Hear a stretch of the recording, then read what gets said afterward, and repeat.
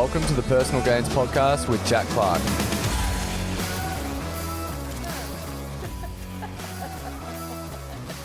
All right, here we go. I'm down. Let's do it. All right. Oh, did we just start? Yeah, we're on. All right. Crazy. Welcome to the first official episode of the Personal Gains Podcast. I'm joined with Bec Potalej. Bec, thank you so much for being here. No worries. Thanks for having me. Bec, what'd you get up to today? I actually hit a session with you guys just before, which was good. I'm like, I know what you did I today. know, you know spent everything. the whole day with you. You've been with me all morning. And then prior to that, I took the girls for a session. Just my Okay. close mates was like, let's hit it on Friday, and took them. So I was Yeah. sick. And then I slept in today, actually. So That's so good. Sleeping is so good. Oh, when the and to fall- sleep in on a Friday, it's like you kick your weekend off early. Literally, yeah. Friday sleep-ins are the best. I did get up actually early to do some programming because I'm going out tonight. So I was You're like, so good. You're so organised. You're on top of things. no, I feel like I haven't been, but I am now. So it's good. Yeah. Yeah. So you're obviously a nutritionist. Yeah. How'd you get into nutrition? Like, have you always been just like, when did you start? That's actually a really good question because it's just kind of like fallen into my lap, I like to say. Like I obviously have a really good, like a big interest in food and knowing about it a little bit more in depth. You seem so passionate about it. Like I know. from the outside looking in, Yeah. like, yeah, you just seem like you love it. Yeah, I do. I do really, really love it. I love it in the context of giving people knowledge because it's something that like everybody does, right? Like we all eat, but we're all True. so misinformed or like just know nothing about it. Like each day I'm like, holy shit, how does somebody not know that? And I got to take a step back and realize that, wait, they haven't studied it. They've just been brought up with habits around food their whole life. Right. And they just like haven't learnt anything. You know what I mean? I don't know. It literally just kind of fell in my lap. Like I obviously was just working as a coach. I was actually working at F45 and I was sick of how Sick. F45, yeah, so good. It led you to us. Yeah, it led you to us. Yeah, you know? exactly right. I mean, that actually taught me a lot. Like I always like sometimes like put it like under the carpet, like don't say it. But then I'm like, no, because it actually did teach me a fair bit at 45. But I like F45. I'm like, if it gets people in the gym moving and like gets Yeah. them training, I'm like, I'm all for it. yeah, 100%. And I think I've opened my eyes to that as well. Like I Yeah. do appreciate the fact that it gets people in the gym doing something that they actually enjoy and Yeah. letting them like stick to something. And 'Cause it's a good even, like, entry. Like it's a good entry way 100%. into Yeah, like even like some of my closest friends, like I will try and encourage them to squat, bench and deadlift, but they're like, no, I don't want to touch a barbell yet, right? Like, so if they can rock up to something each day and actually just get them moving, then I appreciate that. It's just some like concepts of F45 that I don't necessarily love, like the Right. wacky shit and like how wacky shit. unqualified, wacky shit, like Yeah. the way they have to make people move their body that, you know, people can't really necessarily move the way they are asked to do. And the coaches are just not, this is like as a broad statement, of course, necessarily they don't have to be as qualified. So, you know, you're Right, working with a right. wide range of people and a lot of injuries, but when they're not upskilling the staff or like they only need to be base level cert 3 or even just still, you know, some of them just don't even mind if you're pretty much just still studying, Right. then, you know, you're not really informed enough to be able to like help with people with injuries or anything like that. It's kind of like a show up, coach, leave kind of situation, you know? But nothing like without going into that, I was working there and they obviously do the challenges. That was what I didn't like. I didn't like getting people in for 12-week challenges, smashing them, making them do 2 sessions a day, eating 1,200 calories, them leaving and then like getting the results for the 12 weeks and then like leaving and then coming back in a year's time and being like, I'm going to do another 12-week challenge Right. and not... It's like challenge mindset. 100%, Yeah. yeah. And there's nothing wrong with the challenge mindset, like, but it's more so the fact where they go away and they don't, and then they have to come back a year later because one, they didn't learn anything, Yeah. and 2, they rebounded because. Or they may just, have learned something, but they didn't learn like a lifelong habit. 100%, Yeah, yeah. something that was sustainable. They Yeah. learned something that was like go hard for 12 weeks and then right, because that's the Yeah. main issue. Your issue with it, like sustainability. Yeah, more so, and it's more so like it's a meal plan, so it's a straight up meal plan. Right. So like, Were you running nutrition programs for these guys at F45? no, so okay. sorry, yeah, that gives you some more F45 context. includes that? Yes. So Okay. what they get is it's like an F45 challenge app. So like which is by F45 headquarters. So Yeah. if I was to do the challenge, I would be eating the exact same food as a female in America doing the F45 challenge. Okay. So like it's just one meal plan set for every female that wants to do the F45 challenge around the world. Based on body weight, height, like do they? No, it's just one diet One suits diet. all. One This fits is- all. I think it's like Crazy. without.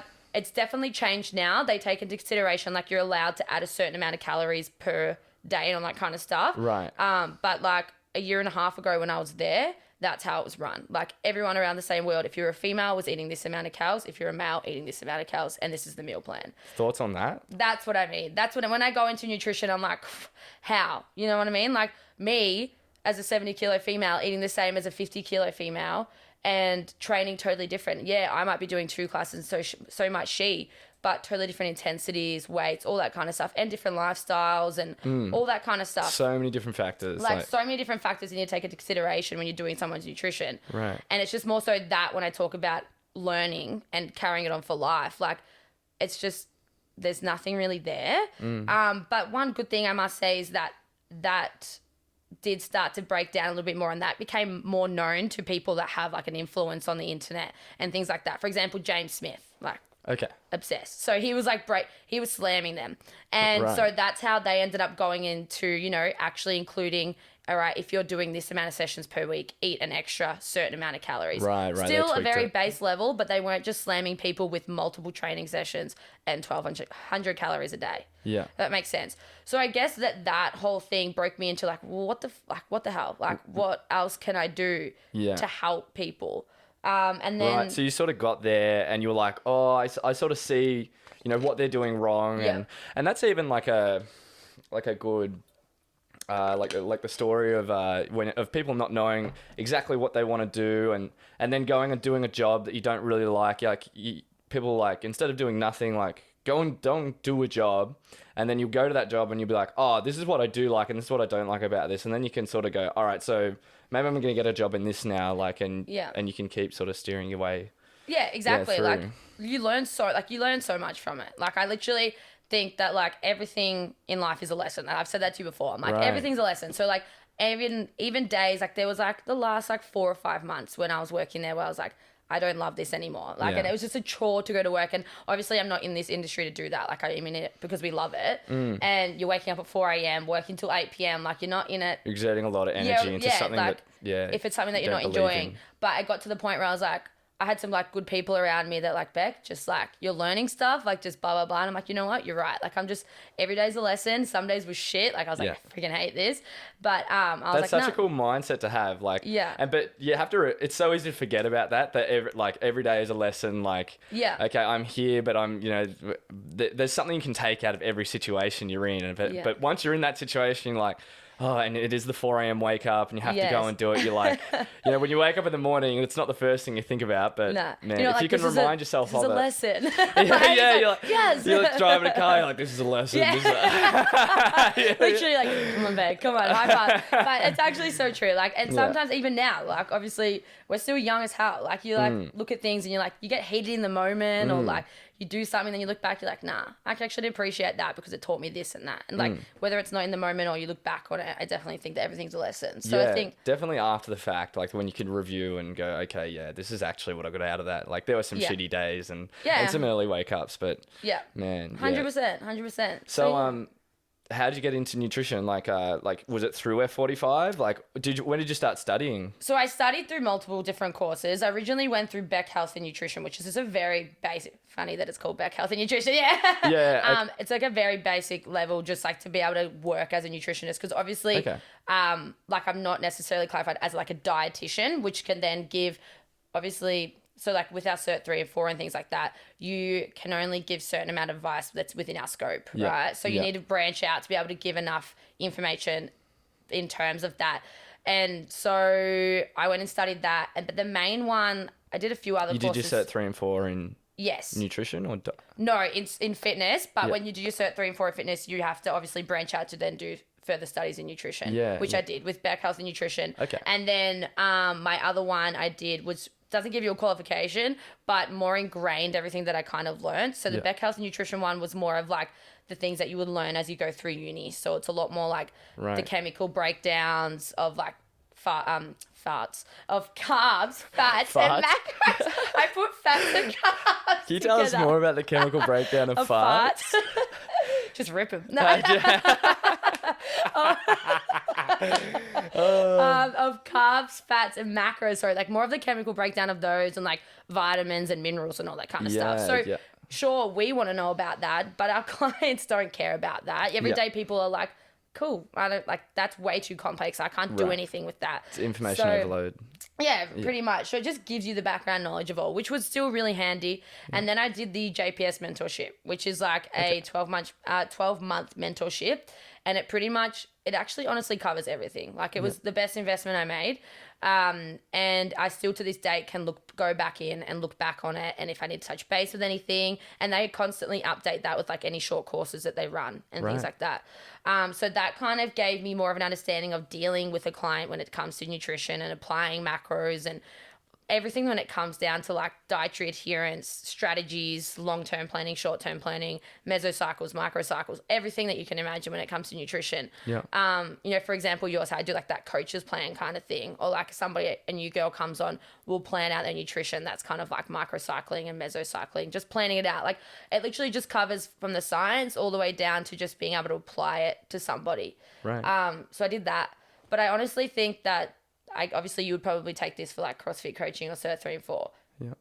The more I got into it, like when I did the mentorship and the course, I just took on like 3 or 4 girls for free, which was where I started. And I was like, I just need to do this. This is me starting, start applying and get some experience. Yeah, applying the knowledge you're learning. And, And then from there, that's just where it's come from. Yeah, sick. So you just took on some girls and you started enjoying it and like, cool, I'm just going to keep following this. And pretty much. And obviously and now it's kind of just, I like to say it's just fallen in my lap. Like it just picked up and like people were really loving it. And I think the more that it picked up, obviously the more range of people I got to work with and see results, which is obviously exciting as a coach. But for me, it's not like people losing weight. Like obviously that's exciting, but it's more the person that they become when, you know, like for example, let's say Amy, you know, like just the person they become on their journey. Right, it's not the number. It's like, oh shit, yeah, she lost 10 kilos. Like, hell yeah, that's fucking sick. But as a female, like I don't want to push that on people. I don't want to be like, oh yeah, lose 10 kilos and you'll be this person. Yeah. But it's more so the person that she became along that whole journey and how much more she knows now and all that kind of stuff. Yeah. But it was more the fact that when you start to learn that kind of stuff and work with different range of people, I think I just started to fall in love with it more and more. Yeah. I don't know. It's a really hard one to like pick apart and find the one thing. You know what I mean? Yeah. Yeah, cool. But so obviously now you have your business in that of Lioness Performance. Yeah. So how did you take it from 4 girls for free, like to helping them out and like sort of, and using them as like a learning path and to what you have now? Maybe tell us a little bit about like Lioness and what you do and. Yeah. So obviously like now Lioness is pretty much a female only strength and nutrition business. So we both do. Run by you. Run by me. Solely. Yeah. Yeah. Well, for now, solely for me. Sick. Yeah. But drop there. Yeah. But we are, as of today, obviously completely online. So originally we're obviously running semi-private out of CrossFit Underway. You were running some actual face-to-face sessions. Face-to-face sessions, which we run as semi-private sessions, which is pretty much like the girls come along, they do their personalized training program, where we cap the sessions at 6 by the end, and they come along, do their training sessions, and with the coach there, and then just the community of the other girls pretty much along the same path as them. Right. But so majority of your work was already online. Online. Right? Yeah. Well, originally, so what happened, I'll explain the transition. Yeah. When I left F45, I moved into Melbourne boot camps, which is where I ran one-on-ones. Yeah. And I pretty much went from there where I was at F45 taking my 3 to 4 girls, and then just having them online, and I was like, all right, I'm ready to take the leap. And then so I took the leap. I went to Melbourne boot camps with those 3 online girls, and then I just put a thing on Instagram saying I've moved, I'm taking my own clients, and I filled those spots like straight up. So I had like only 12 face-to-face girls, but I was like, I don't want it. That was like 12 hours on the floor as well as what I was doing with online and then the Melbourne bootcamp classes. Right. So I was doing that, and then that just kind of grew. So that was like a 2-3 month period. That was like October, November, December, and then we went into this year. Yeah.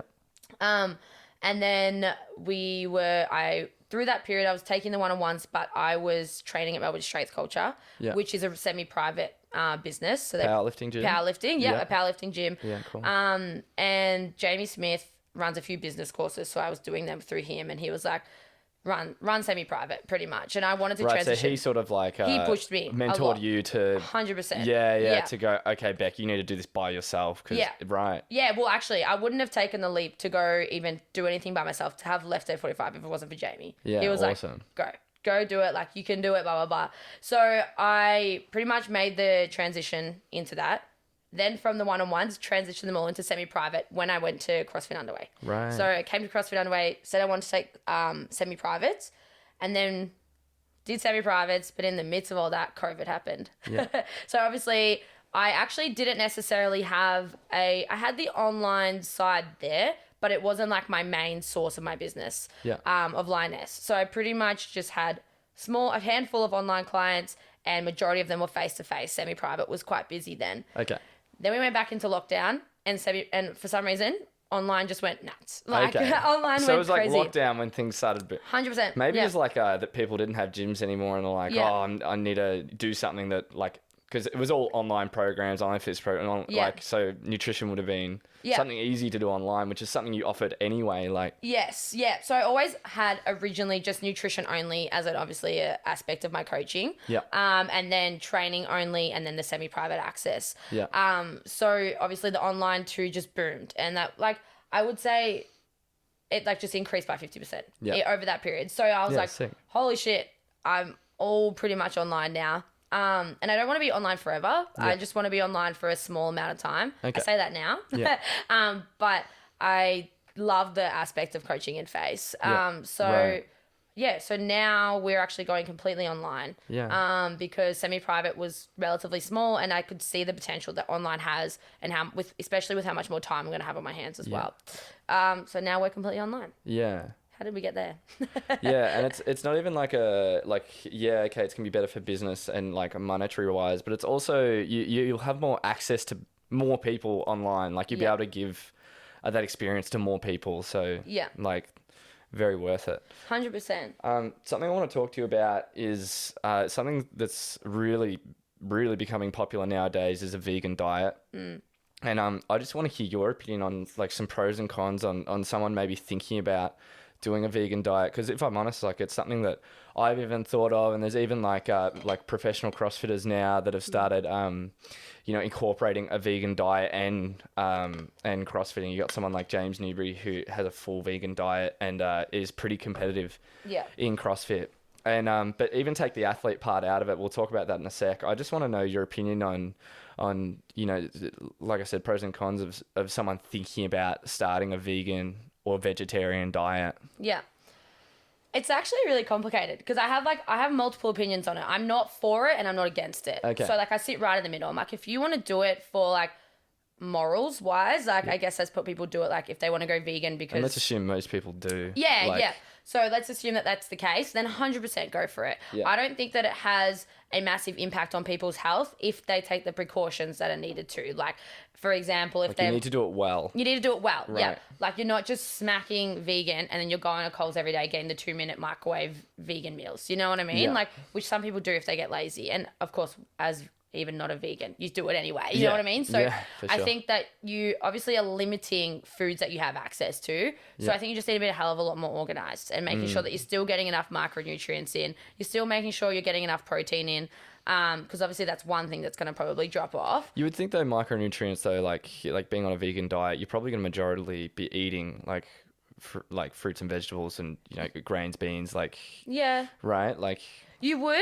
But I think these days, because we're like spoiled with freedom of choice of foods or whatever. Yeah. Like, there's just so much out there that you can just go grab, and it's like, is it filled with crap? You know what I mean? So that's like, unless you're going to like Good Food Emporium in Narry, like a health food shop, for example, where you know that it's 100% organic, that's probably a little bit different. But if you're going to Coles and picking up something that's just in the aisle that says vegan, it's like, you should probably check the ingredients on the back, right? Like, just because it says vegan doesn't mean healthy. Exactly right. So I think that's where people have to read into it a little bit more. It's like, if you want to go vegan, make sure you're looking at what's in foods. And I mean, this goes for everyone though. Like, everyone just needs to read some labels on the food because everything has fillers and crap in it. So being a bit more present with the food you choose. Just go to Coles and like buy whatever suits like your flavor needs. Like, yes. Yeah. Like, I think it's just, I honestly don't have a for and against it. I think that it's literally, if you want to do it because you think that, like, you're caring for the environment, for example, 100% go for it. But let's just take some precautions. Make sure you're getting enough protein in. Make sure you're getting enough iron. Make sure you're getting enough micronutrients. Right. I think that bothers me when people go vegan or promote people to go vegan when it's for it'll cure all your problems and it will be the answer to all your problems and it'll make you lose weight. That's the ones that I get frustrated with because it's like, well, no, that's not the answer to all their problems. There's probably an answer somewhere else as well. You know what I mean? Be a way? Could a vegan diet like be a method of someone losing weight like in a healthy way? And I don't think it's not going to be because someone's going vegan. It's because they ended up eating less, like energy balance. Right. So I think that if all dietary protocols that people follow, like for example, like vegan, if someone's doing it to lose weight, we could literally just put someone going vegan in the same basket as someone dropping carbs or doing intermittent fasting. It's just a dietary protocol that they enjoy, so they're going to adhere to it, and therefore they're going to get results. Right. It's like if you told me if I wanted to lose weight and you said, Bec, we're going to do it by dropping carbs, there is no way I'm losing weight because I wouldn't follow it. Like I would get in 1 week and I wouldn't adhere anymore. Because you're like, I like eating carbs. Yeah, so I'm like, I'm going to have a shit slamming time and I'm not going to adhere to the diet. So I'm going to do... Whereas if someone's doing a vegan diet and they're actually really enjoying it, they feel good, they feel like they have more energy, they feel like they're doing something good for the environment, like they feel like they're getting a lot more benefits from it, they're going to adhere to it because they enjoy it and therefore they're going to lose weight. Right. But I'm not saying, all right, we're going vegan because you want to lose weight. So in a blanket statement, are you saying that the best diet is the one that you're going to adhere to? 100%. Like we talk about like all different types of diets. Like everyone's like, what's the best diet? What's the, how should I be eating? I get this question all the time when I'm coaching. I'm like, how should I be eating? And I'm like, well, that's like a big question. How are you currently eating? Like, let's just let's maybe change one thing about how you're eating right now. Yeah. And let's figure out maybe the biggest problem that you've got going right now. You're eating macros 3 times a week. But yeah, the diet the diet that's going to be successful for you is probably going to be the one that you adhere to. That makes a lot of sense. Literally. And like when you think about it, like you just said, you're just pulling, like for some people, you don't even have to go that far into macros and calories. Like you've got like a mum that has 3 kids. They're all at school. She's running around. She's busy. She's got a full-time job, right? Like she doesn't care for counting macros and calories. Yeah. So you're like, cool, let's fill in this diary plan for food diary for a week. Yeah. And you see she's having a can of Coke and a cookie each day. You're like literally, all right, let's pull those, keep everything the same and just watch your weight fall off. Yeah. Well, not fall off, but it'll happen over time. Watch your weight and see if like things change and exactly. Like I actually look at that in the context of my dad because my dad, like, he needs to drop a bit of weight. your parents about nutrition? My mom's really good. I actually think my mom is one of the main reasons I probably love nutrition because from a young age, she's always taught me really good, like, concepts around food. And she's also always been active. Okay. So I think that's probably a big factor. That's an awesome influence. Yeah, 100%. Yeah. She's always been a great influence. Dad's always been a great influence too. In other aspects. But just in that aspect, like fitness and health and... Dad will Dad blames his work for eating, right? Okay. So like he'll be like, I'm a hard worker, and mind you, he is. He's a really hard worker. Yeah. But he's like, I'm a hard worker. I deserve to stop at the bakery today. And I'm like, Dad, you need to stop. Like, stop. And I know. I'm like, dude, fair enough. Yeah. I'm like, you eat that pie. Yeah. It's not the pie. It's the pie and the scone. Like, this is the one. But it's literally like we've talked. I'm like, Dad, like we can just be so simple. Like, because he enjoys bread at dinner as well. Like just certain things that are obvious because I live with him. I see what he eats. I know when he wants to be healthy, he's like, Bec, I'm going healthy. I'm eating tuna and crackers tomorrow. And I'm like, Dad, you can have a tuna toasty. Just don't go to the bakery, or go to the bakery, but let's not have bread with dinner. Let's change one factor and start there. Yeah. And then once someone's confident with that and starts to see results there, they'll be willing to take the next step to then drop off something else. Yeah. Or replace it. You know what I mean? Right. So it's really simple, but we overthink it. And I think the reason we overthink it is because everyone's so vocal these days. Yeah. Everyone's willing to put their 2 cents in and how they got results and how their best diet works for them and the magazine and Instagram and all that shit. Like everyone's just popping shit out. Scrolling like next, like. And everyone's got their opinion on something. So it's like, we're just getting overwhelmed by it, I think. It's like, just go back to the basics. Yeah. It's like you're overthinking it because you like there's so many people to listen to. There's so many voices and influences, and it's like, oh, well, I don't know what to do because there's so many options. And but the best diet that that you're going to adhere to is the one you're going to adhere to, right? Even like with you, like if you're thinking about going vegan, it's like, well, if you are, let's just be sensible about it. Let's make sure you've got protein options ready to go and maybe regular bloods. But I guess everyone should be doing that anyway. Yeah. And cool, let's smack it. If you think your performance is going up in a few months' time, then maybe that's it. Yeah. You know, like if you've got measurable if you're tracking things, tracking your sleep and your steps and all that kind of jazz, I guess steps probably comes down to weight loss, but for you, performance, like your sleep, your recovery, your training sessions, and your volume, if you're tracking those always and they're staying the same, and then you all of a sudden change to a vegan diet and your performance goes through the roof, holy shit, stay vegan. Yeah, like, it's like, sure. just try it. It's, don't overthink it. Don't be like, oh, I need to do this, this, and this. It's like, just give it a crack. Yeah. You know, it's like, people just think like it's the answer to all their problems. I'm like, it's not. It's really not. It's not. We've got deeper underlying issues that you need to deal with. And there's a lot more. Most likely they just need to fucking sleep more and stress less. That's everyone's problem, but who knows? Yeah. Yeah, awesome. So I suppose for an athlete thinking about it, like I suppose I've tried a vegan diet before. I did it for a week. I'm like, this week I'm going to eat vegan. I did. And yeah, probably the biggest problem was just having to be organized. And not only that, it was like creativity with food. Like I was brought up eating a regular diet, like meat-based diet. And yeah, like it was just like, okay, like I've eaten the same thing like every day. Like now it's like the creativity was the problem. You know what I mean? Like, so yeah. What would be for an athlete? Like what would be like a problem they'd probably like run into like on a vegan diet? I think it's a really hard question, actually.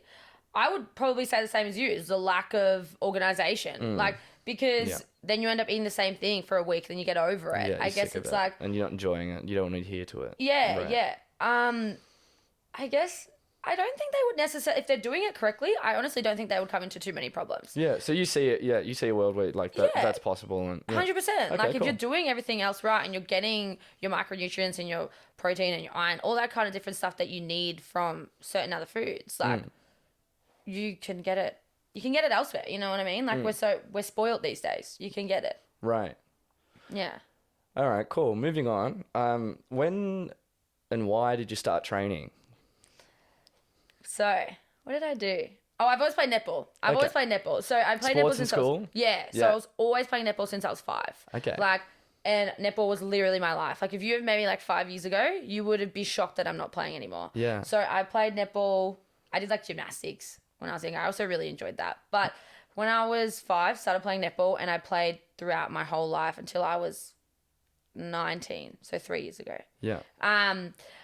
I pretty much played from, I reckon, maybe when I was like 12 up until 19. I pretty much played like every day. So I was playing like local netball, just like Cranbourne. And then I was playing like some Gippsland Storm, which is like a regional kind of team. Yeah. And then some Kaswana, which was like some squad netball. So I was playing at various different levels, and I loved it. Like, I honestly loved it. I never thought I'd stop playing. Pretty competitive? Yeah, because I'm super competitive. Okay. So I loved it. Yeah. And I obviously played with all my best mates as well. So all my best friends aren't from school. A handful are, but all the girls I'm still best mates with are all from netball. Right. So you just create really good relationships there as well. Yeah. And so as soon as I could get a gym membership, I think I was like 15. I went to Genesis in Berwick. Just started training, just 24/7 gym. Yeah, just started training.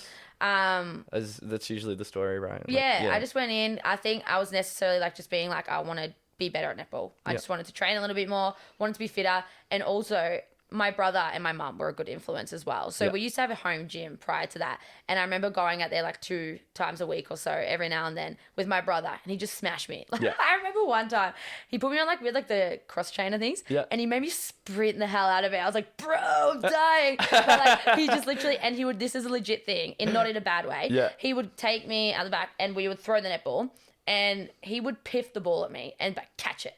Catch it. And I honestly like that. I remember that because like it actually made me good. Like, right. So I think his discipline, and obviously mum as well, also being always active. Yeah. That just got me into the gym. I actually smack banged Kayla Itzines. Do you know Kayla Itzines? Who? What? Kayla Itzines. No. I did her program. Okay. So terrible. Yeah. But obviously taught me heaps as well, and that got me in the gym, right? Yeah, so that's what I also appreciate. So I did that when I was like 16, 17. Yeah. And it was basically, what that is it's like, well, it's totally different now, but when it first came out, it booms. Like, every female was doing it. Okay. And it's literally just like a 4 times 6 minute AMRAPs, for example. Let's go CrossFit mode. Yeah. So it's like 4 6-minute AMRAPs. In each AMRAP, you've got like 2 or 3 exercises, pretty much body weight or like a dumbbell or 2 that you're alternating between. Talking like commando things, like Okay. push-ups, like very Yeah. basic Simple level. exercises and Yeah. And that was pretty much it. So it was like every day you go in different exercises. And that slowly transitioned into powerlifting. No, sorry, there was a massive change. Then I ditched that, and I actually think from there I just started doing some basic strength training. Yeah. I think I just started like, oh, actually, you know what? There would have been a period where I was doing Les Mills classes as well. So Yeah. like group classes. I was just doing whatever in the gym. I just Right. really loved it. And then I would have transitioned into like basic strength training. Yeah. I loved so, that. like it developed. It like started developing yeah. then. And then I got my first coach at like Genesis, just a standard PT. Okay. Yeah, you started doing PT. Yeah, started doing PT. Cool. And like, so that was when I first kind of started getting under like a heavier barbell. Right. Deadlifting a little bit more. So it's And sort of that like was- you started, got into it, and I don't know, that competitive spirit was sort of like, Yeah. we need to escalate this. Yeah, like, literally. We need, Yeah, we need to literally. take this further. Yeah. And then I started writing my own programs, and I was hitting it with my best mate Layla. So we were just training. So we left Genesis, went to XFC. We're training XFC. Yeah. And I was just running our own programs, and the main mission was let's grow an ass. Like that's literally Fuck our yeah. goal. We were those. We're Let's like build that booty, peach. booty. Like Yeah. everyone was there. We're growing it. Yeah. And we actually did put on some size. Obviously, we were like hitting it 5 days a week. The booty got You thick. seen The this? booty got- Nah, but Yeah. we were training pretty hard. Like the sessions were fun. We were just pretty much strength training. Yeah. And that was sick. That was probably went for like a year, I would say, like consistent year of training. Yeah, cool. And then I don't know. Then it pretty much went into like a bit. Oh, and then I was obviously working through F45. I never did. I think I probably did one F45 class every 3 weeks. Like I Okay. wasn't into the classes, Yeah. but I would do strength training and then like some HIIT stuff as well. So I enjoyed that variety. Yeah. I did try CrossFit back then. Whereabouts? CrossFit XFC. Oh. Yeah, Oh, okay. Sam and Russ coached me one day. Did they? Did they remember? I think Russ did. He's like, oh yeah, she looks familiar. Sam remembered. Yeah. But this would have been like 2.5 years ago How'd now. they go? Well, I didn't stay. Yeah. Russ Yes. and Sam. No, I think that I was overwhelmed. They were probably like, this is why you're shit. Yeah. This. They were like that. Straight up, I was like, I'm fucking out. Yeah. You're like, well, that's not cool. Nah, Yeah. I honestly think because I was still working at F45, the classes clashed. Okay. And then I was like, I don't know how to do this program by myself because obviously we were allowed to go into the box during the day when I was free. But I would go in and I'm like, I don't know what I'm doing, because I was still so new to CrossFit. So I kind of didn't stick that out. And then I just continued strength training, and then that went into powerlifting. Okay. So You started like following some powerlifters on Instagram. Like, how did you find out about the culture and start competing? Like, so my 'cause boss. you did compete in powerlifting, right? Yes. And you did pretty well. Yeah, well, I only got one comp in. So, okay. which, I've only done one. So, Yeah. So you obviously, picked a one comp. I picked, And what was that competition? it was the Australian Fitness Show in Okay. Melbourne, Alright. October last year. So that actually went really well. Like, I'm super happy with that. Yeah. But my boss at F45. I don't know much. Sorry, Yeah. I don't know much really about powerlifting, like the standardization or how it works. I'll give you a rundown. Yeah, give me a rundown. Yeah. So how powerlifting works is like there's weight classes, Yeah. as opposed to CrossFit's ages. Yeah. Yes. Yes. Yeah. So with powerlifting, you're in weight classes. I was in under 72 kilos. And with that, you still are broken up into like juniors. And then you've got your middle, it's open, and then masters. Right. But that doesn't necessarily matter Masters too much. being like the elite. Yeah, no, masters being older. Older, Yeah, right. Yeah. So what happens is you pretty much get tested on your squat first, your bench, and then your deadlift. Yeah. How it pretty much works is you do 3 attempts at your squat, straight into 3 attempts of your bench, and then 3 attempts of your deadlift. For max weight. Yes, Yeah. yeah.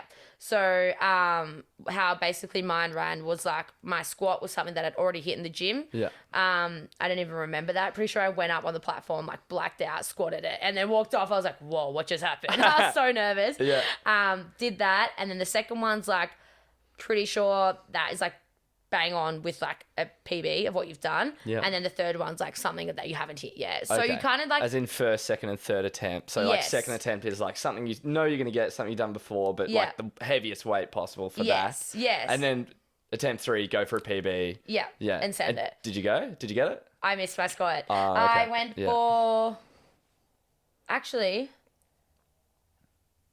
I went for 140 in my last one, which in my last one, I actually went for a number that I'd hit in the gym once. Okay. So I wasn't necessarily confident with it. Yeah. But also, being my first comp, my coach Charlie was like, "We're gonna play it safe. I want you to get 9 out of 9." And I think that's a great concept for your first comp. Yeah. Like you don't want to get somebody up there that's brand new to powerlifting and be like, "Let's send it," and they just bomb all their lifts, because then you're like, "Well, confidence out the window. They're never gonna compete again." And you can sort of finish on a high, and if you had more in the tank, they're like, you'll be eager to train because you'll be like, I've got more in the tank. I want to show that I can do it, like sort of thing. Yeah, exactly right. Like they're gonna be keen. Whereas if you just kick their confidence to the curb by making them bomb all their lifts, like it's not gonna really be great for them. So what was the squat you made? I made 132. Okay, sick. But I bombed 140. Yeah. So I was doing this thing where I was rolling the bar forward. Okay.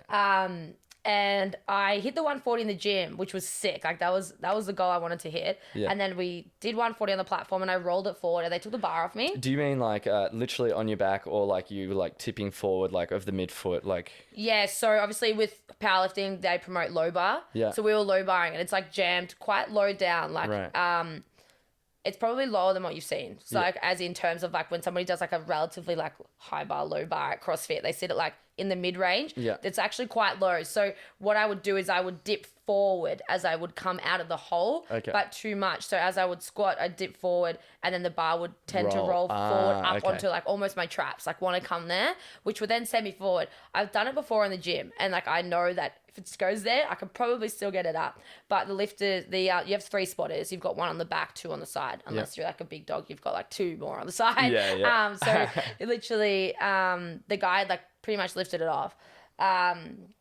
The guys like, "Oh, that was too early," and they were gonna give me another attempt because they thought the spotters actually had lifted it off way too early. Yeah. But I was like, nah. Like I'm good. I'm happy with 132. Awesome.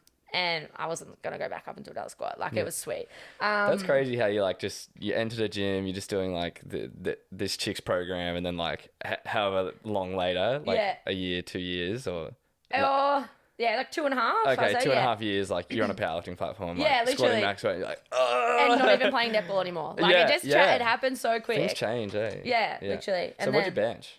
Bench was 71. Okay. So my bench was like. So pretty much body weight, like. Yeah. So it was body weight, because I think I weighed in at like 70.9 on the day. I was working with a nutrition coach from JPS. Because I think I was sitting around like 72, 73 all prep.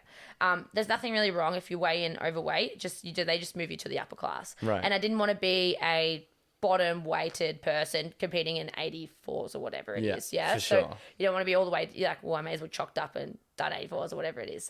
So. And what about your fake deadlift? What was that? My fake sorry, I meant sumo deadlift. Sorry, I couldn't understand what you said before. No, what did you say? Do you use sumo, right? Yeah, sumo. Yeah, cool. Sumo. What did you deadlift? My sumo was 165. Yeah, sick. That's boss. And then I think I missed 170. Yeah. From what I can remember. I hope that's not wrong. I hope I'm not boosting my scores here. Yeah, but I think it was, cool. I bombed 170. I really wanted 170. Right. I got it up, but so you get like lights, you get like red and white lights.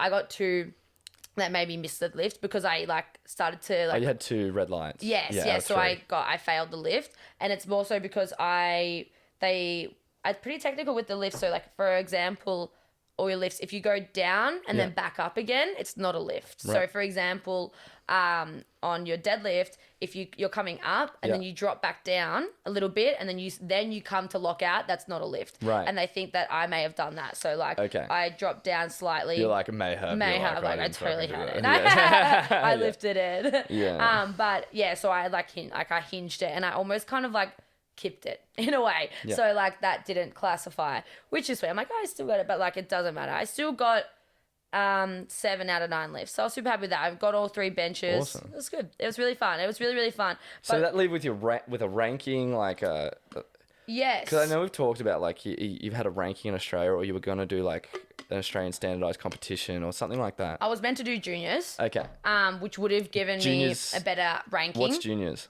Juniors is basically under 23. So I'm still actually valid under for juniors next year. In Australia? Yes. Okay. Yeah. Australia-wide female under 23s. And then your weight class. And your weight class. Yeah. Okay, sick. Yeah. So that would have done everything. And I mean, I still could have done it. Yeah. But I don't think they ended up competing like I actually don't even know if they've done the Victorian one yet. So like you lost touch of it. Just I was training for it the first ISO. Yeah, I remember. I had equipment from Strength Culture, so I had all the powerlifting equipment and stuff. Yeah, I was doing it then, and then I started working with you guys and training with you pretty much because But the hard thing was because I am so competitive and I had certain numbers in my head that I wanted to hit for juniors. Right. And I was in my garage trying to hit these numbers. It became about the numbers. It became about, my training honestly did become about the numbers. Yeah. And I just put so much pressure on myself to hit it. And I was like, I'm not enjoying it anymore. Like, this isn't why I was doing it. You know what I mean? Yeah. So I was meant to do juniors, but that went out the window this year with COVID. Yeah. And I'm not necessarily that mad about it. Like, if I want to do it again, it's there next year. And I'm not close to the option. Like, I do think I still want to do it next year. Or if not, then there's opens. You know what I mean? Like, it's still always going to be there. It's not going anywhere. Oh, so, for sure. Yeah. Yeah. It's funny. It's like it's like you get into a sport because like you enjoy it, and then you start to get competitive, and then like you said, it can start to become about the numbers, and then it's sort of like you're valuing your success on whether you get a number or not. And it's like you train this whole year, whatever the cycle is, like to go out, do these lifts, hit numbers, and it's like it, literally if you don't hit a number, you'll be like, failure. You're like, that year I failed. Like, and it's and I've experienced things like that. Like, I've wanted to hit like a 5K in certain times. And it's like you go to the track and you're like, run, and it's like the training starts to become about the times and not about you actually running and enjoying it and getting like just improving and getting better. And and it turns uglier in your mind. You know what I mean? And 100%. and that ugliness can taint your motivation and. Yeah. I think 100%. And like when I did my first powerlifting comp, everyone was like, just embrace it. Like, love every minute of it, embrace every minute because it's your first comp and you have no expectations. And you're like, that's so true. Like, you look back at it now and you're like, I went on the platform, sure, being a competitive person, and I was like, I want to hit these numbers, but I don't expect, like, I didn't have massive expectations on myself. Like, I'd never stepped on the platform before. Yeah. So with that, you're kind of just like, you just go and enjoy it. You know, you just have no expectations, you go enjoy it. But then when you go into something, when you do have expectations, I guess, like you said, you put that pressure on yourself. And I think I look back at that, when you say that, I look back at that in netball. Like, once I got to a high level, when I was playing at Storm and stuff like that, I was hating it. Yeah. And I'm like, why did I hate it? And it's like, because I put so much expectation on myself. Yeah. I had a shitty game. My coach would yell at me and I'd be like, fuck this. Yeah. Like, I hate it. You know what I mean? Yeah, like, You're on edge and like, Yeah. when you're on edge, it's easy to fall off. Exactly. Yeah. You just put so much expectation on yourself and then you just don't enjoy it anymore. Right. But. So we're obviously blessed to now have you at our gym. Thanks. And so how have you found the transition from powerlifting training to CrossFit? Because you said you had an experience with CrossFit and had probably seen some stuff like through social media and whatnot. But how has your like experience been going from like full on powerlifter to like now, like not only like training CrossFit, like, because that's what you've been doing at the moment, right? Yeah. Like, you're literally training CrossFit, and I don't even see like training your clients doing CrossFit. I'm like, that's fucking sick. And I'm like, she's yes. changing. I'm like, all you powerlifting, like, you changed, bro. Yeah. You changed. But That's so funny. But so like, and coaching it as well, like you know what I mean? You're in there and you're coaching CrossFit, which is really cool. You're doing a great job of it so far. Yeah. Like, how's the transition been? So interesting. Yeah. So interesting. Like, Not what you thought? Like... definitely not what I thought. I actually don't know if I came in... I think I'm obviously very blessed to have you, Russ, and Sam. Like, it's different. Like, well, I can't even say it's different because I haven't been to a different CrossFit box, right? But, like, I think it's just you got to put aside the expectations that you do have about CrossFit. Because, like, CrossFit's got this massive vibe around it, or whatever it is, the word. Yeah, like, stigma. where it's... Yeah, stigma. Yeah. Where, like... it's for athletes, right? Like, it's like okay, they're doing complex movements and things like that. Yeah. And I don't think you actually understand until you step foot in CrossFit what it's actually like. You know what I mean? Yeah. And I think... So you had this, preconceptualized idea about what CrossFit was and a stigma of like... Yeah, it seems like hardcore and like, if you want to do it, it's like you need to be fit before you walk through the door. There is that, That, and also I think I stood by the fact that I was like, oh, people get injured. Like, people do this, people do that. Yeah, the injury thing. The injury thing, which I think everyone kind of just gives to CrossFit, right? Like, they're like, oh, you get injured. You got to do this, you got to do that. And I think until you step foot in and you actually start to get to know everyone and things like that, or even just like knowing what your values are as well, like as a coach, yours, Sam's and Russ's. It values as us coaches and that translate into the gym. Yes, like knowing that there's always progressions and regressions as well makes you appreciate it a lot more. Like knowing that the different clientele that you do work with, like you've got massive age gaps, right? Like your youngest client now is like what is she, 14? Yeah. Like so young, which is so cool. And then you're old, like, we've had I think we've had like an 11-year-old. Yeah. Who shouldn't we should have been doing CrossFit Kids, but she was just like her Smacking whole it. family was fit and like she was doing Olympic lifting comps and we're like, you can train with your mum in the class. Like right? just come along. That's fine. You look at them, you're like, holy shit, like it actually caters to so many people. And like you look at it, like I have my girls come into semi-private, right? And they're like, oh, Bec, that looks hard. They're doing like handstand push-ups. And I'm like, yeah, it's crazy. But then you see another group of people over there doing push-ups because they're not necessarily there yet. Like they've got regressions and things like that. So just becoming more aware of what is offered by CrossFit, let alone just looking at CrossFit as such, I guess. Like once you start to understand it a little bit more, you actually appreciate it a little bit more. And I think the transition was made a lot smoother as soon as I just got in and actually tried it. Right. But the transition for training personally, it was hard. Like you've seen it. It was hard. It was frustrating some days. Like some days I was like, fuck this. I was actually very impressed the first 2 weeks. Like I feel like, because it was funny because you sort of like the day Sam's like, hey man, we got this chick. She's coming in. She's pretty cool. I met her at this party. Shit. And he's like, she's a boss nutritionist. She powerlifts. Like she's sick. Like and she's gonna coach you. I'm like, all right, cool, man. I trust you. Like, So you come in, you're like, yeah, cool. And then like the next 2 weeks, you just trained with us every day. And I was like, and you smacked it. Like you smacked the train that I was hitting, and like I was like, you scoured some things, but you went hard. And I was like, you saw Bec? You're like, nah. And I'm like, and that sort of phase went like back to, all right, like let's like once things sort of, I think once they like calmed down. Once the storm calmed down, like then we found like a good moderate pace for you to like train at, like something better for you. 100%. It's so funny when you say that. But you killed it. I was like, shit, she's murdering it. I'm like, you made me do that not acid bath, the legs one.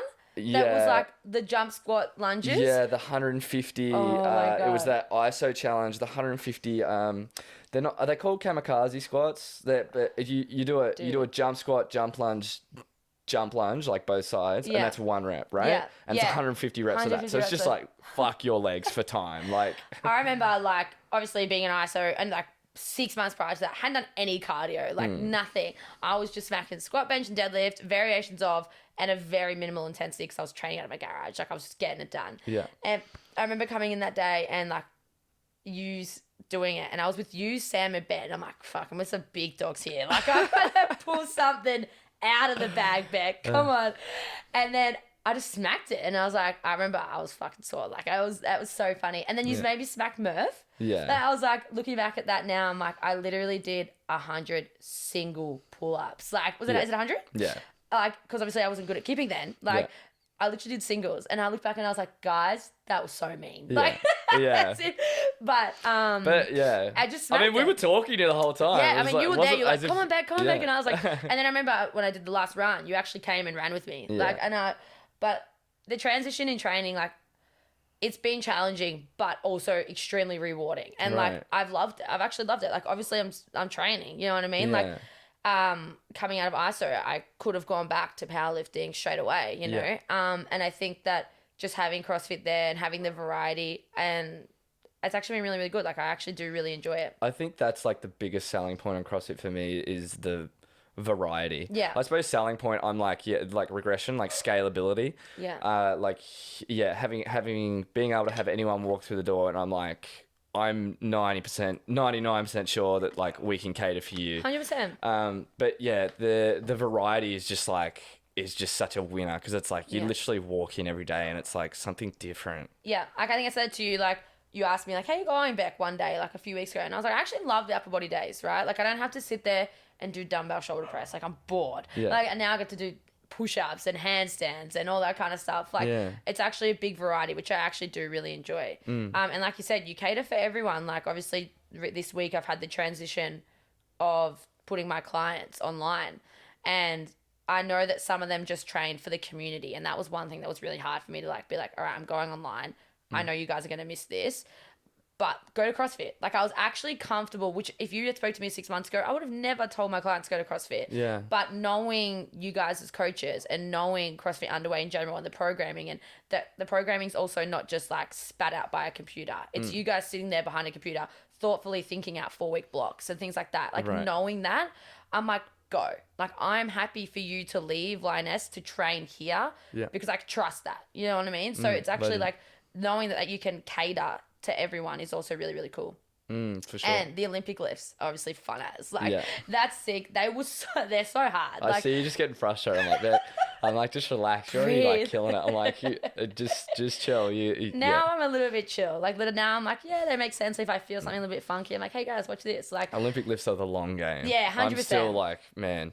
I feel like that's cool because you've always got something to tweak. Yeah. But now I look through like Instagram or even the young girl that's at the gym now who's like 14 or whatever. Yeah. Like she's Keely, doing right? Olympic lifts now. No, Jodie's daughter. Amy. Amy. Yeah. Yeah, Amy.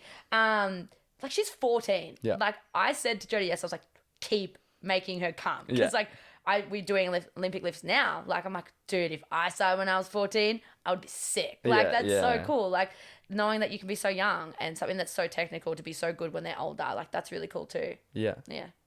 Yeah, cool. So you, as someone that's now coaching CrossFit and has had the full CrossFit experience, what is you thought the injuries were going to be an issue, and how, like what changed your opinion about that once you entered the CrossFit gym? Like what do you know? Russ. Yeah. Because Russ. client walks over, like someone walks over, and they're like, niggly shoulder. I'm like, Russ. I'm like, come here. He just grabs them, and they just disappear. I'm like, where did they go? I'm like, they come back. They're like changed. The hair's all frizzled. I'm like, you just left for an hour. I'm like, I did not see you. I'm like, and they're like, I'm a new person. Yeah, they're like, I'm fixed. Russ put this like band around me, like maybe do this, and there was 100 bands, Yeah. and we did these cable things, and it's actually so true. Yeah. Russ, nah, but keep going with your question. I totally cut you off. Like, what changed my mind? Yeah. So like, why did you? I suppose. Why did you think that before you came into the gym, and then what changed your mind about that once you were in? I think, I was probably totally misinformed. So that's something like I probably just created an opinion about it, I guess. But also just seeing like it from socials and things like that. You see people doing like, you know, they're like doing a workout and they're smacking handstands and things like that.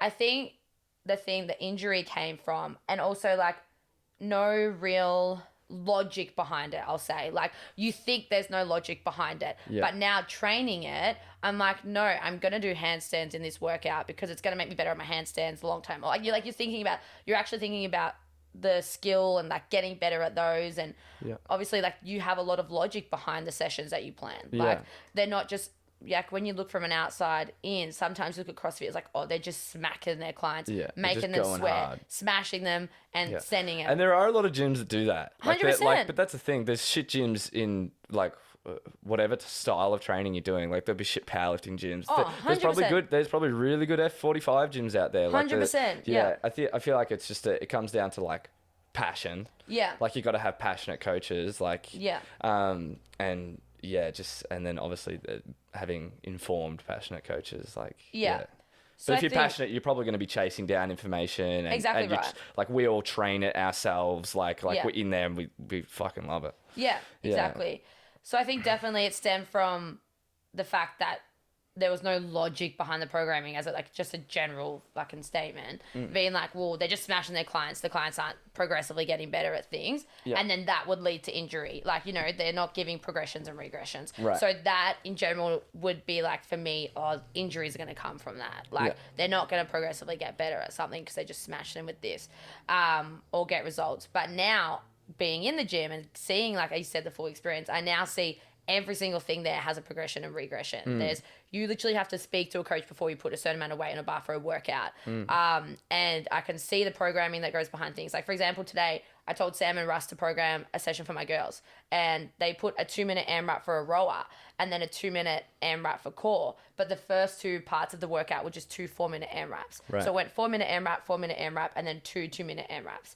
And I was like, why isn't the last one just a 4-minute AMRAP? Why can't they just go rower and core, like smack that? Yeah. And they're like, no, too much time to change the feet.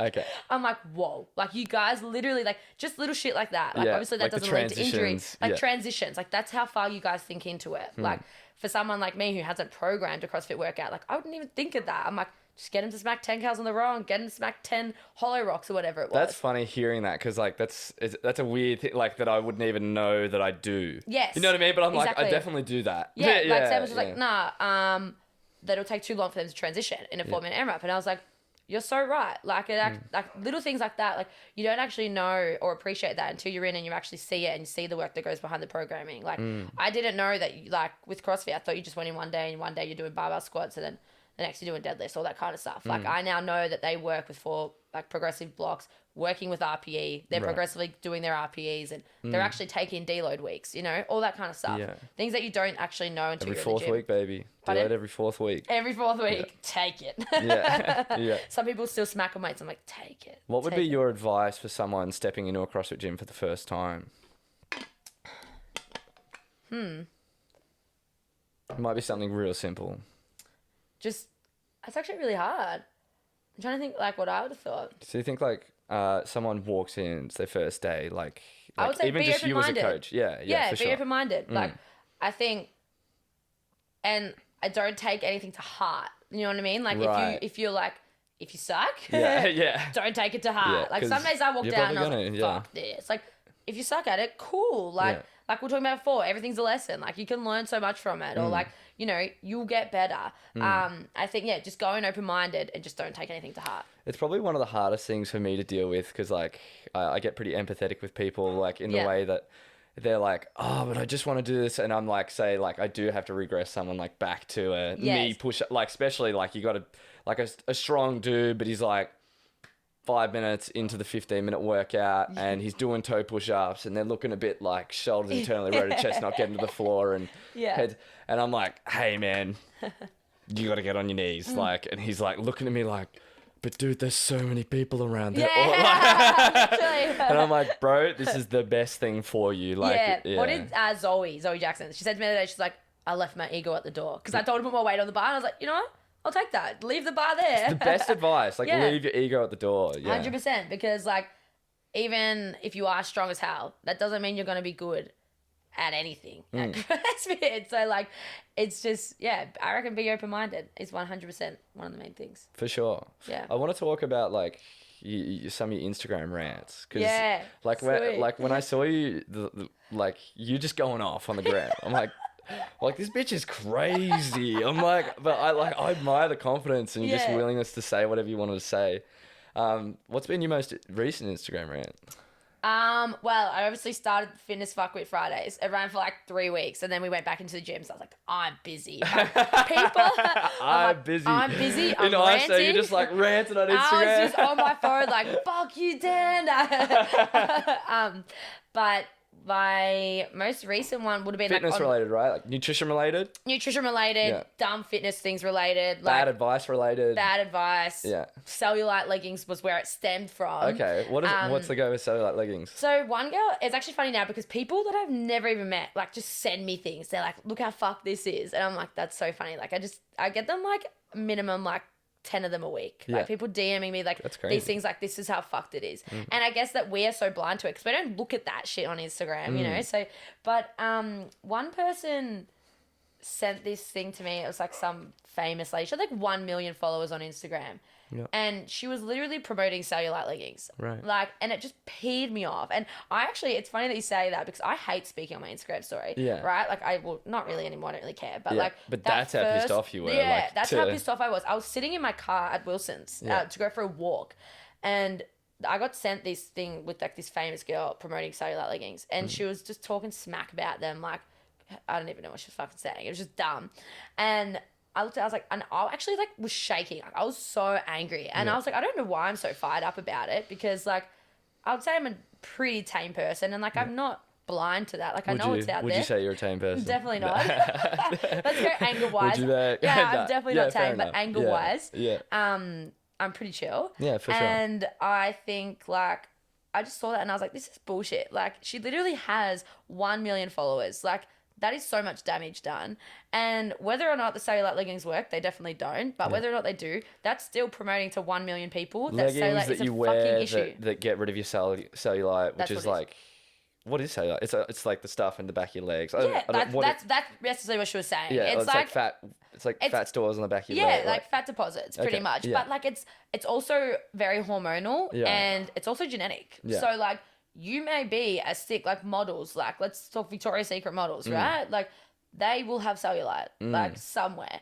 Whether it be on their stomach, their arms, their legs. Like every person has it. Guys have it, you know. So like the fact that she was putting that out there saying like, this will fix your problems. It's not even a fucking problem for one. Yeah. Like, it just fired me up because like she literally has so much access to so many people right now. And then that just was like an on carry to just people being like, holy shit, like this shit's everywhere. Like that, like one company that obviously got her to promote the leggings was also getting like Snooki from, Chloe from Geordie Shore. Right. And then Chloe from Geordie Shore started her own fitness app. And I was like, if you've watched Geordie Shore, you will know not to buy the app. Like, it's just...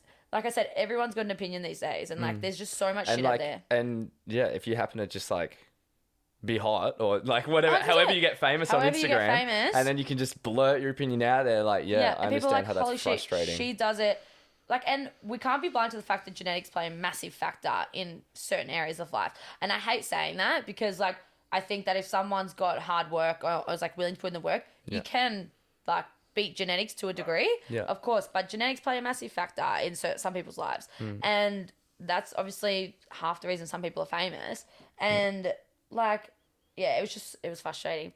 I don't know where I was going with that. I lost my thought, but cool. That was, sweet.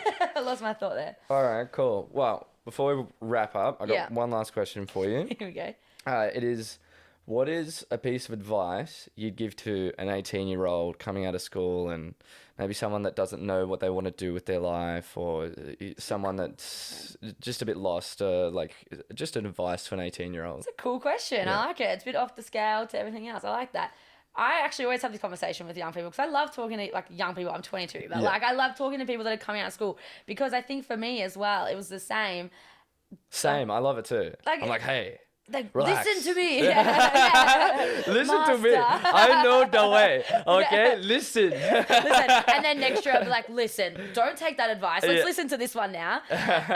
But no, I think don't be like so stressed about moving on to your next best thing. Like, just take a step back and chill. I think in like when you're 18, coming out of school, you're hammered to go do your next like uni course or VCE course, or not VCE, sorry, your whatever it's called, diplomas or Cert 3s and Cert 4s. Like, if you don't know what you want to do, don't worry. Like, just chill. Like, take a step back, look at what you love doing and just do more of that, because that's most likely going to guide you to where you want to be. Yeah. And who gives a fuck what people think? Like, that is like, I think by the time I was like 19, I stopped caring. Like, and actually I can't say that because you always generally care about it's still something things. I'm constantly dealing with, 100%. but something I do a lot less. And like even in like, I was like, man, I want to start a podcast, but I'm like, fuck, I'm gonna get so judged. I'm gonna get, you know what I mean? And then I'm like, you know what? I'm like, there's gonna be some personal gains in starting the podcast, so let's just fucking do it. If you don't just do it, you're never gonna do it, right? Yeah. And I think, I gotta step back and be like, oh shit, because there's still some things that you overthink. Like I overthink personally, but just try give less of a shit, because people that you're probably hanging with now, there'll be like a handful of them left in 2 years and 4 years and so on. Like, it just do whatever the fuck you want to do and just do more of what you love. I reckon that actually leads you to like what you want to do when you're later on as well. Yeah. But it's like whatever you're like pulled towards and you're driven towards and you're passionate about, like, but you're not doing because you care about what other people think. Like, just do it. Have a crack, right? Yeah, 100%. 100%. And I think it's like, I'd say go travel, but like again, some people don't want to travel, so like. But if travel, you do, go travel. Stop caring about what your mum thinks. Yeah, fuck her. Just go travel. Go party in Italy or wherever you want to go. Ibiza. Yeah. Don't talk. True. It's true. Don't give a fuck what people think, and. Yeah. Beck, thank you Sweet. so much for coming on. No workers. Yeah. Thanks for having We're me. going to wrap up there.